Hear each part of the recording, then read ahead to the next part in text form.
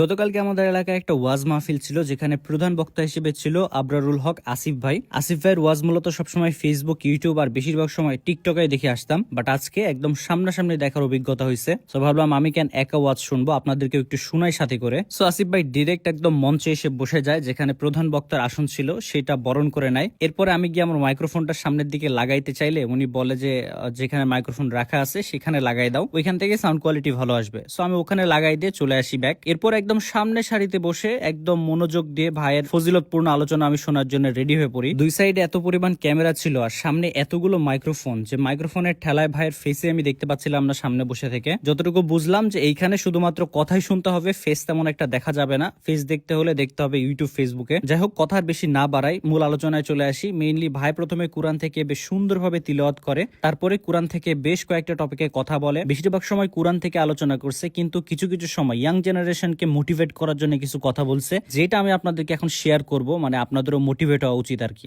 সবাই এবার একটা বিষয় শোনেন। এখানে যারা আসছেন আজকের মাহফিলে, আপনাদের বউ আছে কার কার? একটু হাত তুলেন তো। আছে? শীতকাল খুব মজায় আছে তোমরা, আমি বুঝতে পারছি। হ্যাঁ, যত সব কষ্ট সিঙ্গেলদের গলায় এসে ঝুলেছে, ঠিক আছে কিনা বল? সিঙ্গেলরা অনেক কষ্টে আছে। আমরা প্রত্যেকটা সিঙ্গেলকে শীতকালে তার কষ্ট দূর করার তৌফিক দান করে পড়া। আমিন।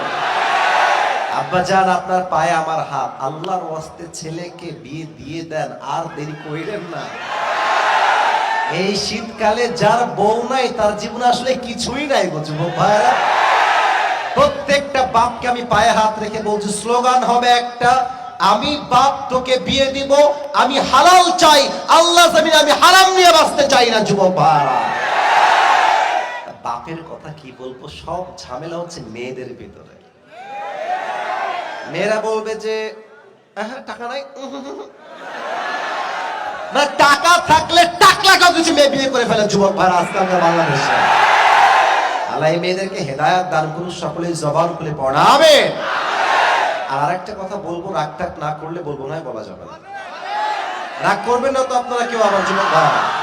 আমার কথা কি জানেন, এই যে বাবারা আছেন এদিকে ডানে, মাঝেও অনেক বাবা বসে আছেন, চুপচাপ ছাপটি মেরে বাবারা বসে আছে।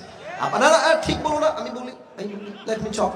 আব্বাজান, এই যে আপনি কথায় কথায় করেন, এই পায়ে দাঁড়া, ইনকাম কর, 1 লাখ কামা, তারপর তোর বিয়ে হবে। আব্বাজান, আপনার কথা বলি, আপনার ছেলেকে আপনি বিয়ে না দেওয়ার জন্য যদি আপনার ছেলে রাজশাহী গিয়ে পার্কে প্রেম করে বেড়ায়, প্রত্যেকটা দায়ভার কিয়ামতে আপনাকে বহন করতে হবে। আব্বাজান, আপনি বিয়ে দিয়ে দেন, বাপ তোর কি লাগবে, 1 বছর আমি তোকে দিব, যা 1.5 বছর আমি তোকে দিব, যা তোর যা লাগে আমি দেওয়ার ট্রাই করবো। তুই নিজের পায়ে দাঁড়া, ট্রাই কর, ইনকাম কর, ব্যবসা কর, জব কর, বাট বাপ তুই হারামে যাস না, হারালে থাক জীবনটা ভরে।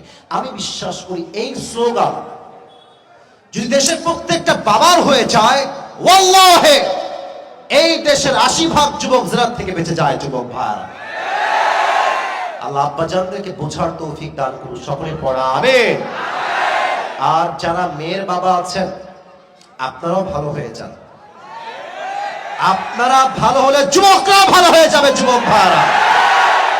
মেয়ের বাবা তো না পারে একটা চার্ট দেয় যে আমার মেয়ের ছেলে মানে জামাই যে হবে সরকারি চাকরিজীবী হতে হবে, অনেক বড় একটা বাড়ি থাকতেই হবে, আর দেনমোহর বেশি না 30 লাখ দিলেই হবে। Very normal. ওরে বাপ রে, 30 লাখ তোর বাপ কোন দেখছে রে? আমার ইনকাম মাসে মাত্র 10,000, আমি 30 লাখ দিব কই থেকে? এই সমস্ত মেয়ের বাপরা এরকম ছেলে খোঁজে, দিন শেষে কপালে টাকলা চোটে, ভালো কোনো যুবক জোড়ে। এই সমস্ত বাবাদেরকে হেদায়েত দান করুন, সকলেই মন খুলে পড়া আমিন। আর মেয়েদের কথা বললে মেয়েরা আমার উপর রাগ করে, তাও আমি একটা কথা না বলে পারছি না। এই মেয়েদের একটা ট্রেন্ড হয়েছে, জামাই হওয়া লাগবে টাকাওয়ালা, তাহলে নাকি সব সুখ পাওয়া যায়। ওই দিন একটা মেয়ে ফেসবুকে পোস্ট করেছে, আমাকে একজন স্ক্রিনশট দিয়েছে। মেয়েটা লিখেছে যে বাটপাট তো সবাই হয়, তো টিনের ঘরে কান্না করার চাইতে বিএমডব্লিউ তো কান্না করা অনেক। বাটপাট নাম্বার 1। এরা হচ্ছে উপরে পুরোটাই ফিটফাট, ভিতরে পুরোটাই সদরঘাট যুবক। এদেরকে হেদায়েত দান করুক, আমরা সকলেই মন খুলে পড়ছি আমিন।